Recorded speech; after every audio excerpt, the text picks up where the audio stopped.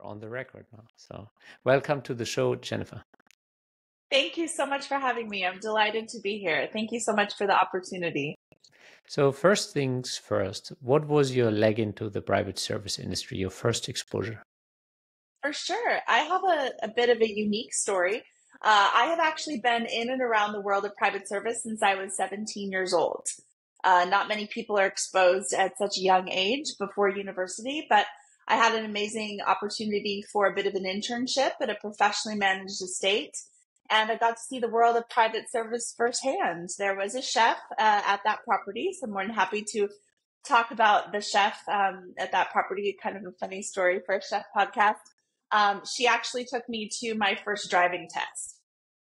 So I did not have my driver's license yet at that time. And so she took me to the DMV to get my driver's license. So Chef Bunny was wonderful and very much appreciated her expertise and her professionalism. She made a beautiful vinaigrette, which I will always remember. So I found out about this opportunity to help serve at this estate, and the rest, they say, is history. I pivoted, I changed my major. I went to university for a small women's independent college that had an undercurrent of domestic service to the curriculum. It wasn't specifically a domestic service degree, but it was a hospitality degree. And the reason that they had started because their roots were a women's college that was actually cooking for people in their homes. So it started as a culinary pursuit. And we were actually all required to take a year of culinary as part of our requirements, even if you were on the hospitality management track, which I was. So I did my year of cooking in the classes, which was great. Did you enjoy? I did very much. I love to cook.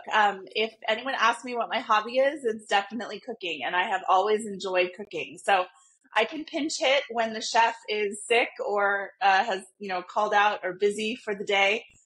Between my years, 25 years in hospitality service now, and my year of culinary and loving to cook in general. I'll get into that a little bit later, but I do think it's helpful if the staff can help the chef in any capacity for like a dinner party and things, plating things or piping or, getting those plates out to the guests and things. So yes, all of my background in my early career was instrumental in helping in the kitchen. So I graduated with my undergrad in hospitality management from that little independent women's college. And then I went on to Butler School. I graduated from the Charles McPherson Academy for Butlers and Household Managers in Toronto, Canada. Mr. McPherson is a legend in our industry. He's simply someone you should know if you are in modern butler or private service professional. I have a year Wine Sommelier certificate. I have a year Visual Communication certificate. I went on to the Protocol School of Washington in Washington, D.C. for etiquette, protocol, and safety and security training. And then I did my master's in hospitality management as well. And there I wrote a thesis on communication in private service. So I'm currently working on my dissertation. I'm changing that into pursuing a PhD in organizational leadership. And that thesis now is turning into my dissertation work, which I will be publishing to help the industry in the communication efforts in private service. So I've had a long career track of professional development, and I've been in this industry that whole time. Initially, I worked in private households right out of university. Between university and Butler School, I had some time where I worked for private families. And then after Butler School and beyond, I got to the point where I saw a lot of inefficiencies in the way that the operations of the household were being run. And I'm always fascinated with teaching and training and learning. I'm a lifelong learner, as you can see from all of my years of schooling. And so I opened my own consulting practice in 2010. So for the last 14 years, I have been consulting with families in an actual training capacity. So I go in and I write policy and procedure manuals. I train the staff on how to manage the daily grind of the household more effectively, and really help to edify the staff so that they can serve the family in the best way possible. So I love consulting, and that is where I've been a leader and speaker in this industry for many years. Since then, I've worked and volunteered for DEMA, which is the Domestic Estate Managers Association. Unfortunately, they closed their doors in 2020, but now we have a lovely professional association called the Private Service Alliance, which I'm on the global advisory board. And there I'm able to use my gifts and talents to help edify the industry as well. So yes, I've been in the world of private service and hospitality for over 25 years. You're like a Swiss Army knife in the industry. You're so well skilled in so many different areas. Thank you. I mean, I find it also so interesting how diverse the skill set that we apply in a private estate are, because it's just that there's so many life lessons that apply, and that I was like, wow, I would have never thought I would do this on my job, or this and then all of those different facets of the job. And it's I find it very diverse, and it's part of why it's so interesting. Absolutely. You have to be a jack of all trades and a master of none, they say, is like the idiom, because you never know what you will encounter. And I think the more experience you have in private service, the more you are exposed to. If one household is only geared to manage things a certain way, well, then that's the only opportunities you have for learning.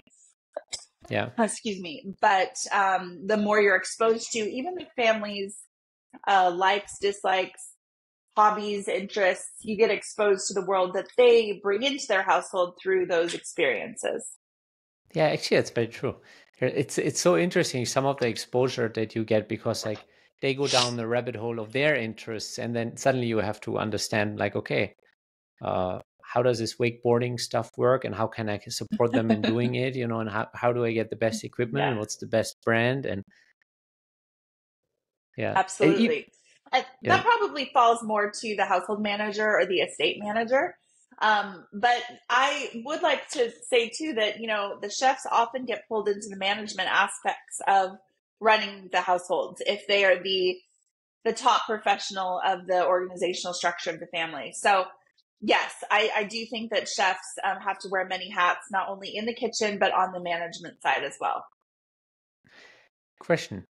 At what stage do families realize that there is actually a structure in their household? And like, because some families that, especially new wealth, that doesn't have that experience of old money, and they suddenly have a windfall, and then they start hiring additional people, but they don't really understand the structure. And I guess that's the stage where they involve you to establish a structure.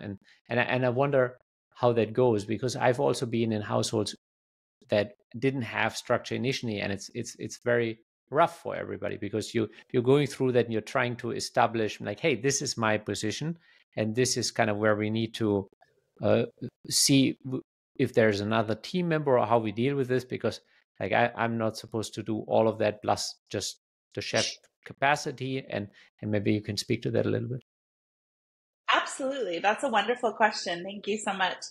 Mr. McPherson in our Butler Academy talked about this quite a bit, and his word for it was called the yolk effect, where everyone reported to Mr. and Mrs. And he drew a circle on the board, and he put Mr. and Mrs. in the center of the board, and he kind of gave the example, just as you mentioned, Mr. and Mrs. come into a little bit of money.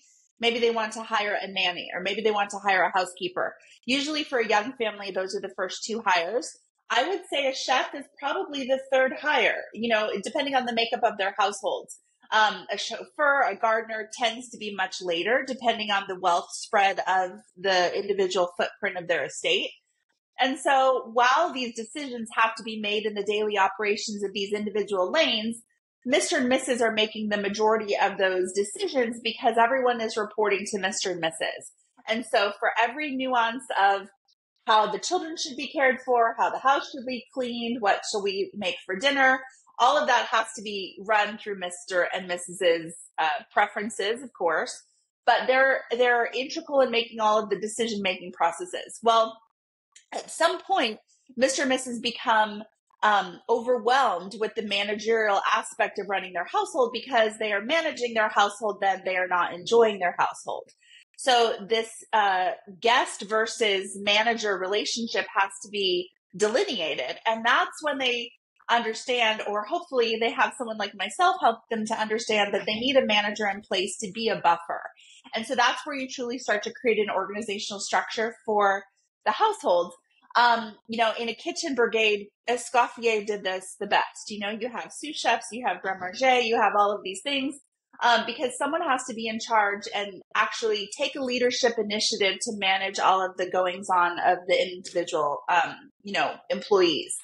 This, it can only happen in an environment in which the owners can take a step back and be a guest in their home instead of just managing it. And so they have to come to this realization themselves, because if they're tied to every detail of the management of their household, they truly can't enjoy it. And so this is where I come in. I try to work with the families and explain this concept to them so that they can put in the principles in place for their staff to be successful, but then they can take a step back and actually enjoy the household and the luxury that they've created for their family. Mm-hmm. And I think I've seen this in very well-run households, the way you describe it, where you get to enjoy rather than worrying about. And then I've also seen the households where the principal was so involved to the degree that everybody felt micromanaged, which isn't a good work environment for the staff. But also the principal didn't get to enjoy their wealth. Like, it's like, okay, if you run through your estate like you're kind of managing it yourself, then you never come with that sense of leisure, because you always see what's not perfect, instead of maybe having somebody on the ground who does that for you so that you can enjoy. Absolutely. And this is the crux of being in private service. I mean, I know that the makeup of your podcast is to help chefs and other private service professionals see what it is like being in private service versus commercial hospitality. And this is the nuance and the difference that is so vital for people to understand before they come into this service environment. In a hotel, in a commercial hospitality environment, the brand that has created the servicescape, and that's an actual hospitality word, the servicescape of the environment goes into the feel of how the service is going to be performed, the rules and regulations on what service items we are going to provide for the guest. All of the details that go into essentially the branding of that particular hotel. If you think about the Ritz-Carlton or the Four Seasons, they have a very unique servicescape that they've created, and people understand the brand that they are walking into when they go into one of those luxury service environments and what they will receive. But the difference is that the guest is not dictating any of those aspects to the hotel. The guest is a guest in that environment, and they are receiving the luxury of the creation of the environment that has been rolled out for them, only in the confines that the hospitality servicescape will dictate. So yes, we never say no to a guest, but there are rules and regulations, permissions, guidelines, and just simply the menu for the day is not decided by the guest. The guest is subject to the environment in which the hotel is created. Now you take that same concept and you flip it around, and now you're in private service. And it's very, very different, because the owners have picked out the wallpaper, they have picked out the carpet, they have picked out the finishings, they have created their own servicescape. So they've created this quote unquote hospitality servicescape environment, and they are trying to be the guest and the owner at the same time. And it's very different psychologically to step back and let someone serve you in your own home that you have set up that is a very private service, environment. And so if you can understand this, you can understand the crux of private service, because when you walk through the doors of someone's residence every day, you're in their environment, and yet it is your workplace. And so this nuance becomes like a very interesting organizational psychology environment that you have to navigate if you're going to be, successful in private service. Yeah. I actually, something comes to mind. Like, I once had an exchange with the principal, and her tonality was very aggressive. And I just said, like, hey, we have a professional work relationship. You can't speak to me in that way. And she's like, but I'm in my home. I'm like, yeah, you can speak. Maybe you can choose to speak like that with your family, but not with me. I'm a professional individual that works for you. Like, we have a professional relationship. That's really hard, because there is no human resources department when you work for a private family. You are absolutely correct. They are in their own home, and sometimes the masks and the layers of their personality come off as if they, show themselves one way to the world when they're out in public, and maybe they operate very differently when they are in private. And we all do this to a certain extent with our families. We might snip at the dog or snip at our spouse, but when there's a stranger in your home every day, it becomes this nuance of how that very close working relationship is going to play out. It's a very unique, again, the whole psychology of that relationship is what I love to unpack for clients, because I think it's just the thing that no one wants to talk about, no one wants to say out loud, yet everyone is saying it, because communication is the number one priority when you work in a private household. Yeah. So how would you go about resolving something like that as an outside consultant? How do you help resolve those knots, or maybe even before the knots come, set a structure where both the principal as well as the people in the household understand kind of how they can conduct with each other in a way that it doesn't even get there? Well, there's a couple of things there. Usually, if a family has hired a consultant or an outside, let's say even a professional placement agency who is advising them on, having private staff for the first time, they're usually, if they're open to that conversation, they're usually agreeable to discuss these finer details of how to navigate the relationship with a private service employee. So you would hope that they would be agreeable to being having this constructive criticism, go on, so on and so forth. But the first thing would be is that we as private service professionals have to understand that there's this line of discretion and decorum that we can't cross. We can be personable, but not too personal.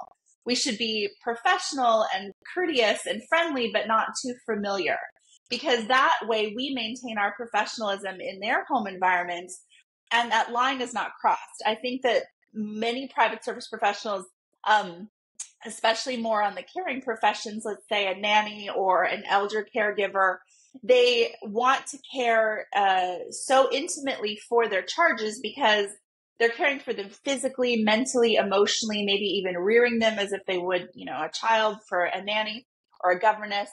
And you do get involved in the emotions of the clients. For those of us that have spent the majority of our career on more of the professional aspects of those individual career tracks, such as house manager, estate manager, chef, we don't necessarily have to deal with the emotions of the client as much as we do in the caring side of the caring professions, but we still have to deal with the fallout of the negative emotions, as you were indicating, when they are unhappy. And we have to maintain, just as we would in any customer service environment, this line of professionalism. And so I would just simply explain this to both parties, both the owners, the principals, and the estate workers. And what I like to do is I like to have individual discussions with the private household members as well as the staff members. And then I like to have a roundtable discussion at the end of the week. And there's certain points that I go through that speak to the nature of the relationship and the communication that they're trying to cultivate there in that work environment, so that even just saying it out loud, everyone feels the temperature in the room drop, because they have a way to speak about the things that have gone unspoken for so long. And I really feel like this helps to dispel a lot of the tension and help everyone be on a more professional path. Yeah. Yeah, definitely. I think it's so important. Like, and maybe you can. I think for clients that come to wealth, to grow into that and how to guide a household is so crucial. And it's like, because I've seen, and I have like a particular family in mind right now where I've seen that it was hard for them to wrap their head around how to deal with that communicational aspect, because you see a lot of churn, because other professionals, they see that this is not how they would like to be treated, but then the family they can't quite put their finger on it, and because the family has the leverage, nobody speaks up openly and is like, hey, if you would conduct yourself differently, if you would step back and actually reflect a little bit and maybe try to be a little bit more professional in the conduct to everybody, maybe people would stick. Absolutely. And, I think the first thing I would say is that I have the conversation with both sides, and that simply just opens up the room to be able to have, these crucial conversations in order to move forward. The second thing I try to instill in both the family and the private staff is that the preferences of the family have to be articulated in a way that the staff then can act on them in a way that allows them to do their job more effectively. So if the family will state their preferences in a way that they can act on them like in advance, then the staff rather has then the permission and the freedom, and they can act in a way that allows them to be the professionals that they are within their particular skill set. So for example, with the chef, let's say, there is sometimes product that comes in that is damaged or, not affected. There's food items that maybe have spoiled. If the family is enjoying their dinner party, you wouldn't ever break into the dinner party to tell Mr. and Mrs. that you've had to make a change in the menu. In a professional household, you would hope that the family would trust the chef to pivot, to make something else, to make a decision, yes and no, right? We can get into all the stories of when this has happened. But if the staff if the owners give the permission to the private service professional, in this example, the chef, to make a decision, to make a game-changing decision when they need to, they can actually save face and present hospitality in a way that is more effective for that particular example. It's in this nuance when, the staff is scared to make the next move. And this is where they're not empowered to do their jobs well. Then they have to go to Mr. and Mrs. every single time that there's a discrepancy and say, the steak is overcooked, or it's tough, or the fish is spoiled. Can I do something else? Well, they shouldn't have to ask every incremental detail to do their job well. They should just present the next option as the best option so that the family can continue to enjoy the service without interruption. So you have to also explain this to the owners and the staff in that way as well, and say, what levels of permission do each individual staff member have for a variety of circumstances in whatever capacity they are allowed to manage, so that they can do their job more effectively if that situation arises. This can be with anything. It can be with the gardener. It can be with the nanny and the children. It can be with the house manager, with the estate manager. It's not always a dollar incremental permission level. And this is where I think a lot of, financial managers get into, the flip side of that and saying, well, it will just be a dollar amount necessarily that they can spend or not spend without the family's permission, so that they can continue to provide the service. Well, when you're in the middle of a dinner party and the fish is bad or the steak is not up to par, it's not necessarily about the money. It's about how you're going to make a choice that the family is going to be happy with. Or if there's, let's say, an emergency with the gardener or the property manager, there's a plumbing catastrophe.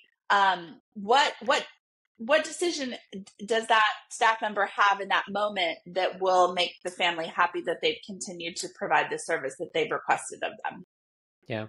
And I think it's a little bit like what you said. It's so one is a budgetary question, and what immediately comes to my mind, for example, one time we had a flat tire on a staff car, and I, in that instant, rather than involving other people, decided I'll get the car towed, I'll get it to the BMW vendor, I'll have the tire fixed, and I'll have the car back the next day.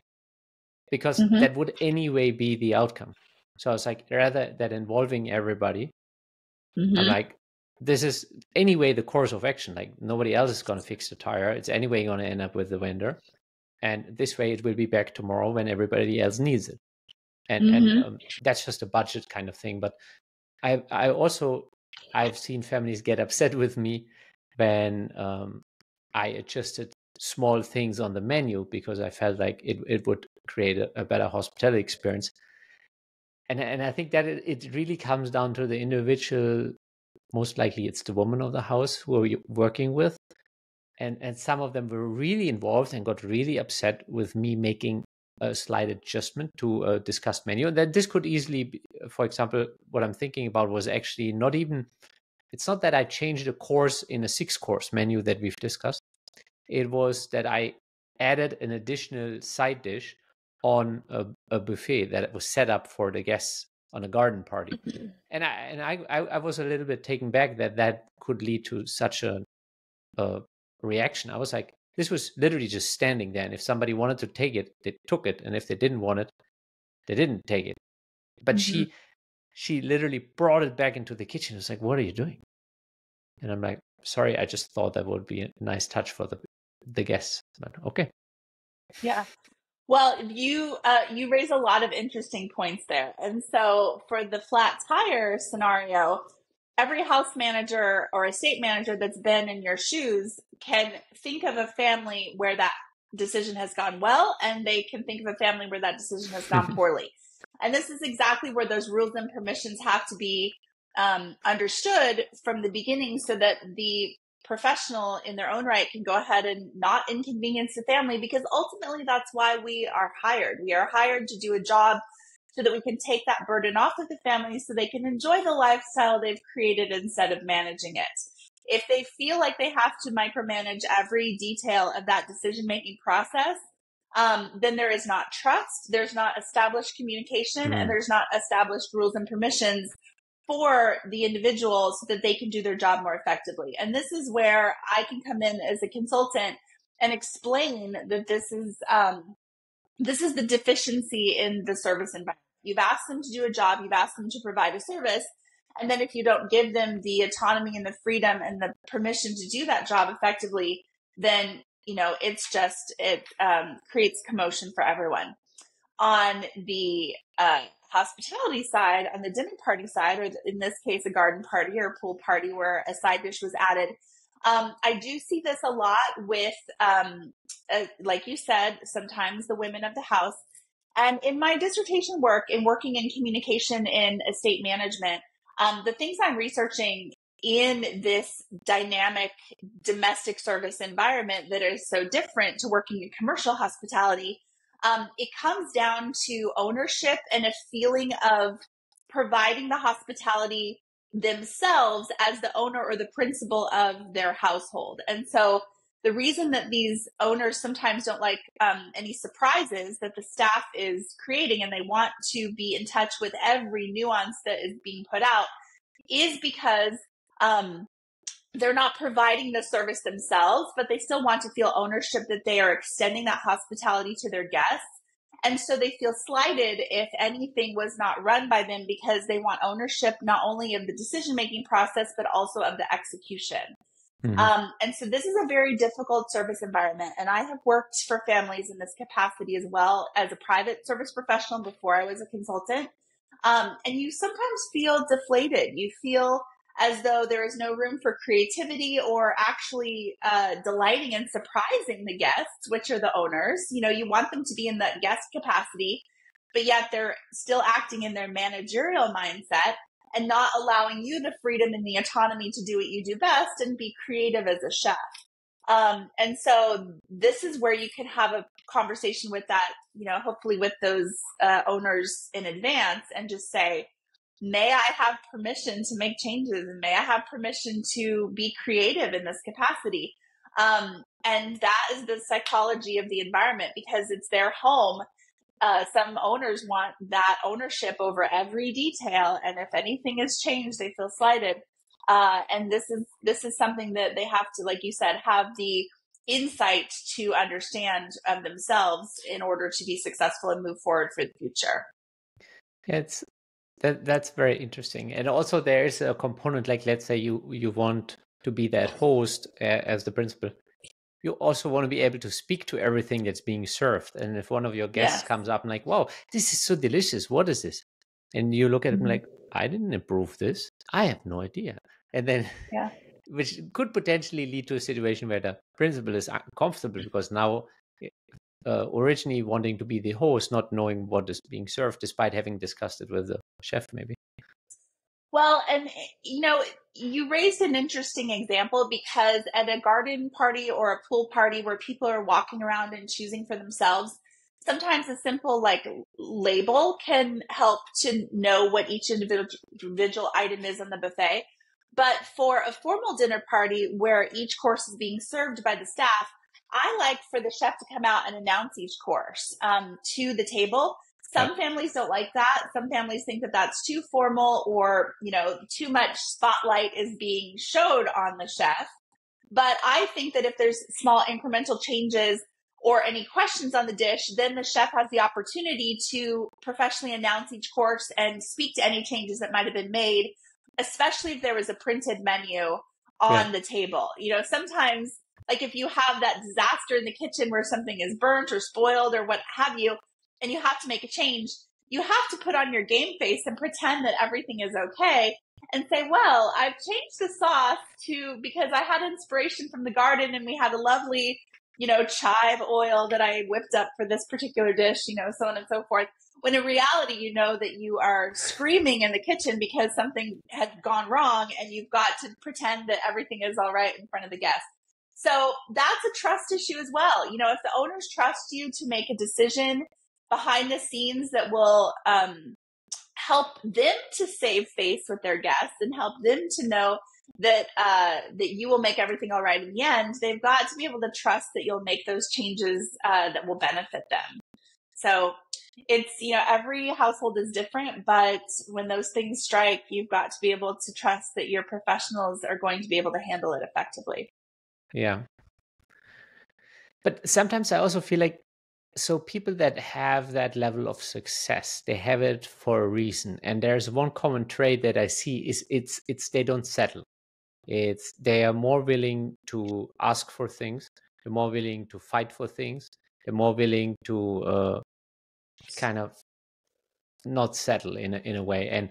And this is a double-edged sword because it's potentially it gets you the best deals, it gets you into certain rooms, but it also doesn't allow you to enjoy and let the professionals do their job, because you will still find a critique even if somebody is maybe a world-class individual in whatever their position is in the household. They will still look for the faults and try to improve upon that because it's part of what made them successful in the first place. Very true. So if you have a owner that it has that discriminating eye, that always striving for excellence, I think the best thing, this is probably the third thing that I tell families when I try to work on their communication patterns with their household staff, is that you can teach the staff and the owners to think 3 levels deep. So if a situation arises, I don't want them to solve the problem for that one instance. I want everyone to think about 3 levels deep on how they would solve that problem going forward, and then allowing the rules and permissions to, evolve over time as they grow closer in understanding as to how to solve those problems going forward. There was one example that I like to give about this thinking 3 levels deep. About how to order someone a coffee. So if you are asked to go to the coffee shop for someone and it doesn't matter what their order is, if they only give you their specific order and no modifications to the order if that order is unavailable, then the person picking up the coffee doesn't know what to do next. So let's say, for example, you want a soy cappuccino. And if the owner, the boss, it could even be just a CEO asking his assistant at the office to go get him a coffee. It doesn't even have to be a private service professional. He says, I want a soy cappuccino. Well, the person picking up that order, what if the coffee shop is out of soy? What else are they going to do in order to think 3 levels deep as to how to modify that action? So this is a very simple explanation. The person giving the directive for someone that they are delegating to, they need to say, if they are out of this, then I want that, or if this does not occur, then this is acceptable. And they need to do that for 3 levels down.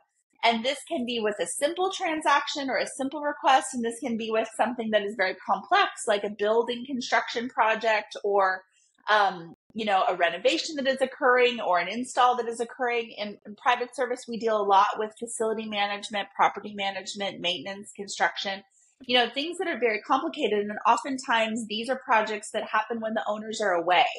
Mm-hmm. So you have to understand what they want to be bothered about and what you need to call them for if a change order needs to be ensued, versus allowing them to enjoy their vacation if they are, abroad.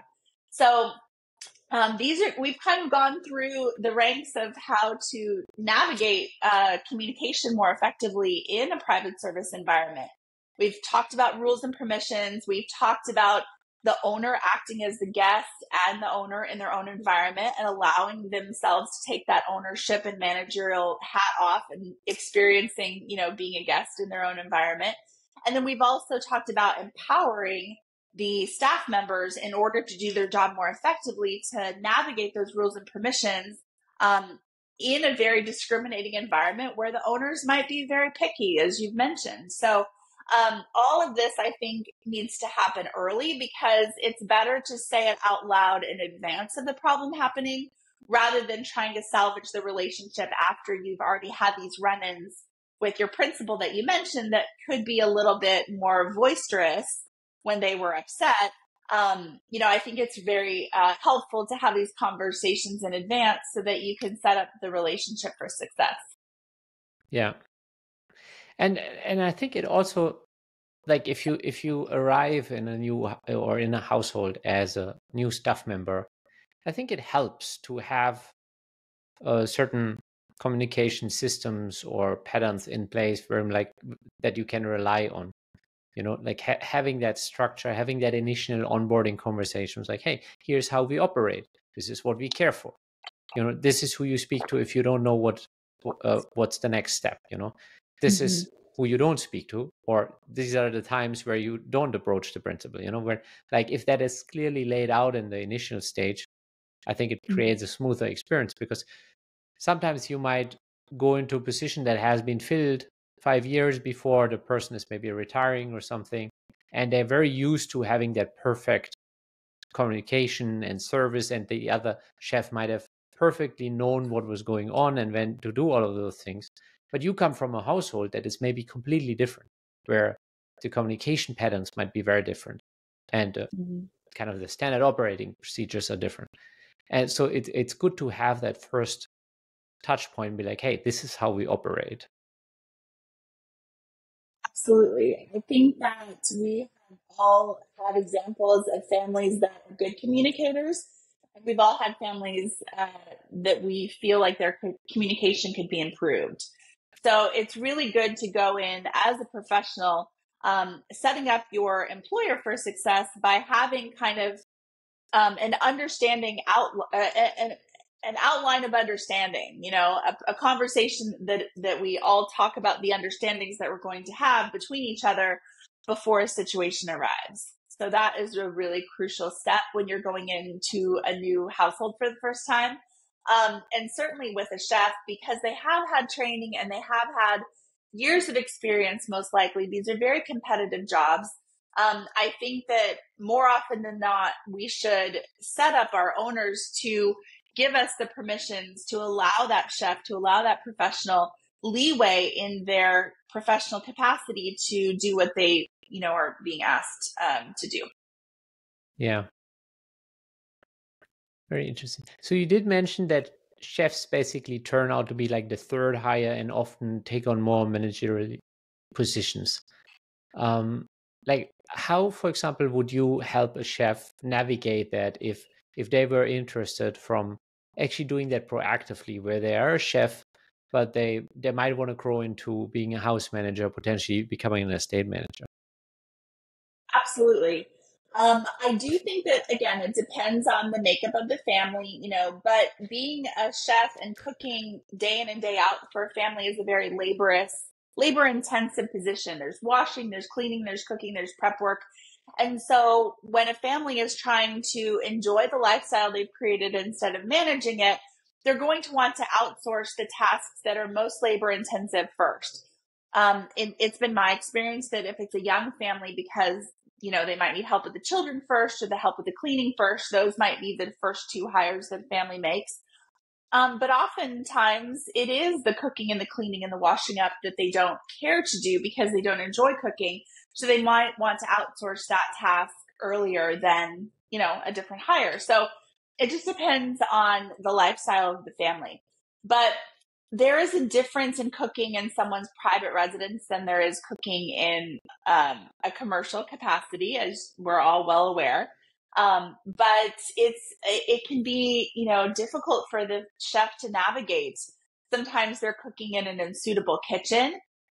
Usually the kitchen is beautifully created by a designer that was not thinking about, having a chef there actually working the pots and pans on the marble countertop. And, the finishes and fixtures are gorgeous, but they're not industrial designed.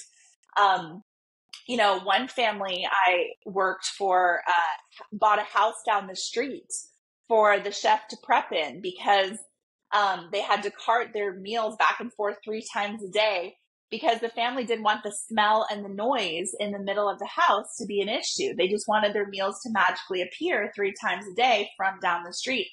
So this was a major stress point for the chef. They had to warm the sauces, for the family only, just in the household. They just were allowed to use the stove only minimally in the household.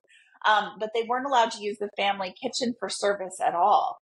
And then another family that I worked for, they were so fed up with the smells and the noise of the chef in the middle of the house that they were building an outbuilding for the chef on their property so that they could have their family kitchen back and they could go in and feel like they could cook in their own kitchen during the day. And the chef wasn't consuming with all their pots and pans everything they needed to put dinner on the table nightly, when the family maybe just wanted to make themselves a cup of coffee and a piece of toast in the middle of the day and didn't feel like they were getting in the chef's way.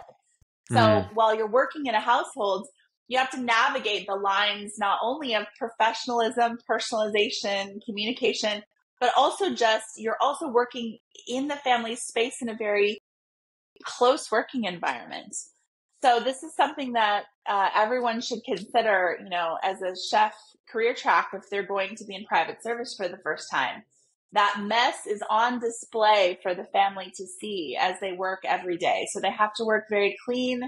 They have to keep up with the dishes. There is no sous chef to help them, with the prep work and pots and pans and things. So they see the steps as you do them, perhaps the family doesn't want to see all the steps that goes into the makeup of that particular dish. At a restaurant, they don't necessarily see all that mess. It's in the kitchen, it's behind the scenes, it's in the kitchen. So the hassle of the cooking and the cleaning and how the chef interacts every single day with those, facility nuances becomes a part of the professionalization perception that the chef may have in that working environment. Yeah, it's also a little bit like out of sight, out of mind. And then at dinner time, it just magically appears. But if you have that individual right there the whole day, and some of those households have open kitchens, so yes. There might be like a living room attached to it where you can, and then it's like very much in the personal space, which is actually a little bit uncomfortable for maybe both parties. Like one just wants to sit on the couch and enjoy, and the other one would rather be alone in the kitchen. Yes, I've had many clients that feel like at the end of the day, they just want all of the staff out of their house so that they can have their house back. And, they don't want to be able to, they feel encroached upon their personal space. Like you said, they can't lounge on their own couch in the middle of the living room if the chef is in the kitchen. They always feel seen. They always feel like someone is watching them in their own personal household.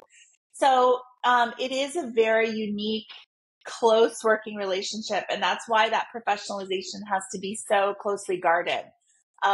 They might see the chef's steps as they do them. So they might be less impressed with the final product if they felt like it was a mess or a hassle while you were in the process of creating the beautiful dish. If you were making a lot of noise in the kitchen and it's an open concept kitchen, they feel like, wow, the plate at dinner is beautiful, but I didn't want to go through the 6 hours of noise in order to have this final product, on the dinner table. So despite all of this, you have to be adaptable, you have to be gracious, and make sure that you don't wear on their good graces. So it is a very difficult work environment, and people that have not worked in private service before have to be aware of these nuances before they go work in someone's home for the first time. Yeah. You did mention the word trust earlier, and I find that, I mean, it's great when it's there, and it gets very tricky when it's not there. And how do you usually help principals and staff members navigate that and potentially nurture a foundation where trust becomes a possibility?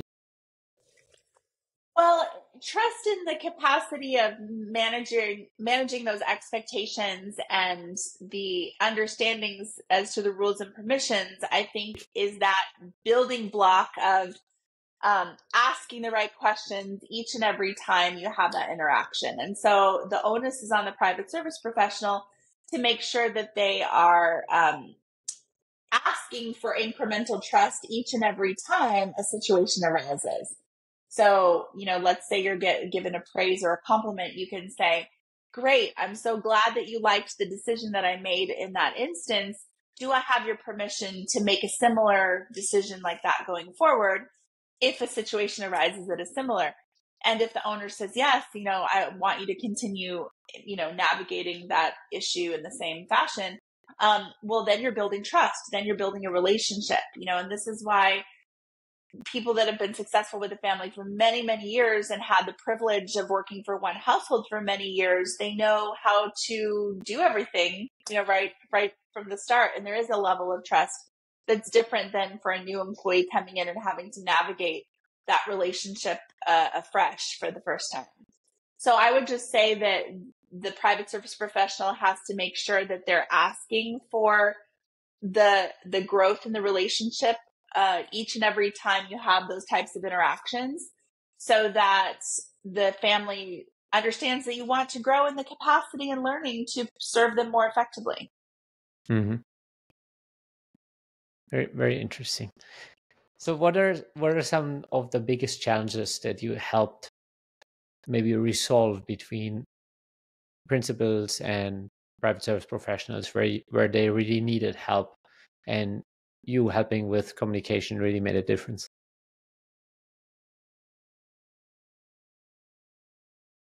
So you're breaking up a little bit. We're going to have to cut the video there a little bit. And if you could just pause and wait for it to catch up and repeat the question. Sure. So the question was, where were you able to really help principals and private service professionals help resolve certain issues with communication? What comes to mind where you really made a difference and they were able to resolve and move on in a sustainable relationship? Well, for the chefs specifically, I mentioned some of the difficulties that they might have because they're not working in a commercial kitchen. They have to each understand that they have to be adaptable and have the permission and the managerial grace to allow this adaptability for each party. Now, the chef, doesn't always get to have it their way. They don't always get to be able to, cook in the way that they would prefer to cook. They have to be adaptable to the equipment that is available, the time, the space. Sometimes they have to think on their feet in a very short amount of time in order to accommodate dinner party guests that, are added without notice. But then if the situation arises in which, that was difficult for the chef, I think the chef has to come back to the owners and give them an example of why they need an accommodation. Let's say, for example, you've got a vegetarian coming for dinner and you've only been given 20 minutes notice. You didn't have the proper tofu or vegetarian protein available to the vegetarian in your stores of your, prep space. And you weren't able to maybe put out a product that you were quite happy with. And yes, you probably got the job done because you're a professional and you served them something that was acceptable. But I think it's the responsibility of the private service professional to go to the owner and say, Listen, Mr. and Mrs., thank you very much for allowing me to cook for you. I want to bring up an example from last week, or, as soon as you're able to talk to them, even sooner. That when we have these guests that come with short amount of notice and they have dietary restrictions, I need to be able to have the prep space, maybe a fridge in the garage or somewhere else, to have product on hand to be able to pivot and serve them something that I'm comfortable with. And we can't do that unless I get more equipment, or we can't do that unless I have the freezer space, to be able to pull from a sauce or a stock or a soup or something that will be acceptable for your guests with dietary restrictions. So allow me to make these adjustments in my workflow to help serve you better. And would it be acceptable if we got more freezer space or more refrigeration space, so that I can make these adjustments as they arise? And then that helps you to shine as a professional and helps the owners to understand that you're always thinking and that you're bringing solutions to the owner instead of problems. You're offering a solution by saying, I'm able to do this more effectively. If we get this solution in place, would that be acceptable to you? Instead of just saying, oh, I was really unhappy that you brought that vegetarian to dinner without notice, like that would not be a professional way of handling that situation. And so within your lane of managerial oversight, in any capacity as a private service professional, you've got to lean on some of the professionalization principles in any industry. And I think any, managerial consultant would tell you that bringing solutions to the table instead of problems is one way to ingratiate yourself with your owners instead of making them solve everything that you're unhappy with. Yeah, I think in general, at any interaction, you wanna have a set of different solutions, and always provide solutions whenever there's an interaction. And I think in a way you just always want to be helpful, like whatever makes their day easier, however you can solve issues for them.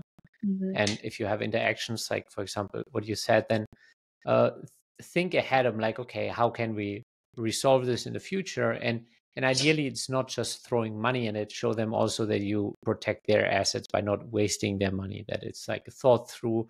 I'm like, hey, I've thought through these different options, which one do you think is suitable? Absolutely. And most chefs that I've worked with at this level, where there is an estate manager, there is a rhythm to the meetings that you get to have with the owners of the household. And so I would hope that you set up the expectation with your owners that as a chef, you're going to meeting with them weekly or quarterly to go over the menu, because their preferences change, their tastes change. They might have special engagements that are coming up that they would like a different menu for. So being prepared in advance for those meetings is crucial.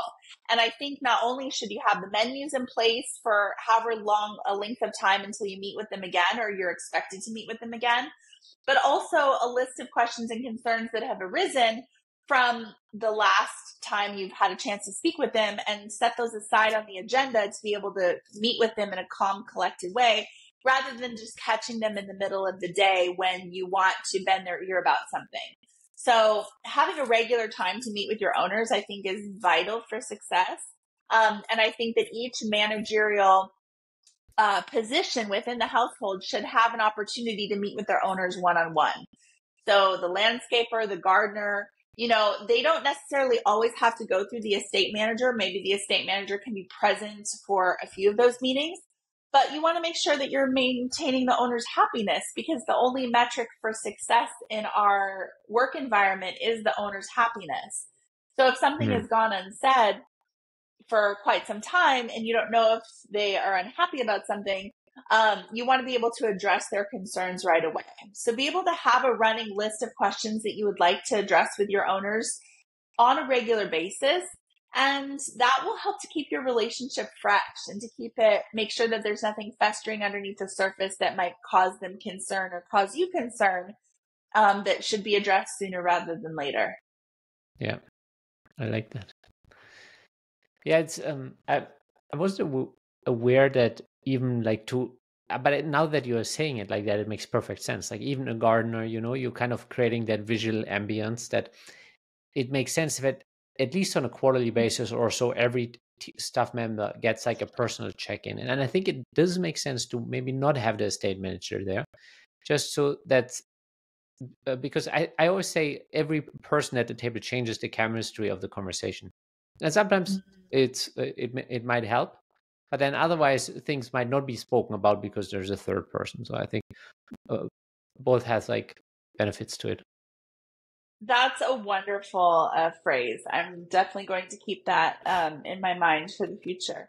But yes, every aspect that they are hoping to have managed for them, more specifically, if they're hiring a particular person to oversee that, then you want to be able to create that vision for the owners that, they are seeking. So it's important that they're articulating their needs to you and that you are articulating your needs to them. And also for the chef environment, obviously, special events, special occasions, dinner parties, and events are some of the biggest challenges and the biggest successes that you can have when you're serving a family. So sometimes it just depends on the busyness of the household. These things might come up all the time, and weekly you might have special occasions and special events and dinner parties that you have to manage. And in other households that are much more quiet, perhaps they only have a dinner party or a special occasion where you go to different lengths every 6 months or, quarterly or what have you. So, knowing when those situations are going to come up in advance really helps you as a chef to be anticipatory of their needs so that you can create dinner party menus and allow the opportunity to shine when you have the opportunity to do something maybe a little bit more formal than you typically would on a weeknight.